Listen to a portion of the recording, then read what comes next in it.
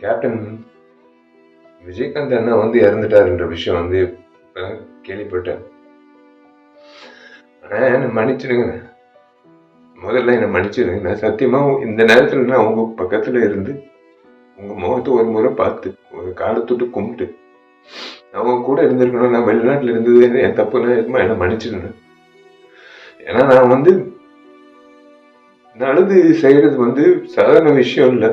எங்களை மாதிரி ஆளுங்க நல்லது செய்யறது சாதாரண விஷயம் இல்லை. எங்கேயோ ஒரு யாரோ யார்கிட்டயும் இருந்தோது கத்துக்கிட்டு இருந்திருக்கணும். அது நான் உங்ககிட்ட நான் கத்துக்கிட்டேன், சத்தியமா சொல்றேன்.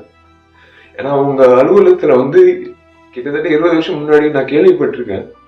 நான் நிறைய முறை நிறைய பேர் சொன்னது நான் கேட்டிருக்கேன்.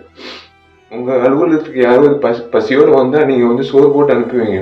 அதே தான் நான் வந்து நானும் செய்யணும் அப்படின்னு இறங்கினேன். அதே மாதிரி நீங்க எவ்வளவு உதவி பண்ணியிருக்கீங்க இந்த சமுதாயத்துக்கு.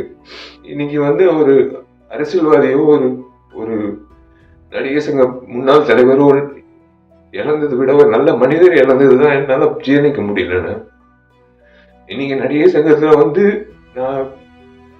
நாங்கெல்லாம் பொறுப்பேற்றதுக்கு அப்புறம் உங்களை வந்து சந்திக்கும் போது பிரேமலதா அம்மா சொன்ன ஒரே விஷயம் தான், நீங்க அந்த பத்திரத்தை மீட்டுட்டு எடுத்துட்டு வரும்போது உங்க வீட்டு நகை கூட வந்து அந்த அளவுக்கு நீங்க ஒரு ஒரு ஒரு விஷயமாவே எடுத்துக்கல. நீங்க அந்த பத்திரத்தை அப்படியே ஒரு பொக்கிஷமா நீங்க வந்து உங்க லாக்கர்ல வச்சீங்கன்னு அம்மா அந்த அம்மா சொல்லும் போது, நீங்க செஞ்ச உதவிகள், நீங்க செஞ்ச விஷயங்கள், அந்த நடிகர் சங்கத்துக்கு நீங்க நடத்தின அந்த நிர்வாகம், அரசியல்வாதியா நீங்க அவ்வளோ துணிவா நீங்க பேசின பேச்சு, உங்க செயல்பாடு, ஒரு நடிகனா நீங்க இவ்வளவு பேர் வாங்கியிருக்கீங்க. ஆனா ஒரு மனிதரா பேர் வாங்குறது சாதாரண விஷயம் இல்லை. சில நபர்கள் தான் ஒரு மனிதரா நீண்ட நாட்கள் அந்த பேர் நீடிக்கும். அந்த வகையில நீங்க இருக்கீங்க. மன்னிச்சிருங்க. உண்மையிலே நான் சத்தியமா சொல்றேன், இன்னைக்கு நான் உங்க பக்கத்துல இருந்திருக்கணும், முறையா உங்க பக்கத்துல இருந்திருக்கணும்.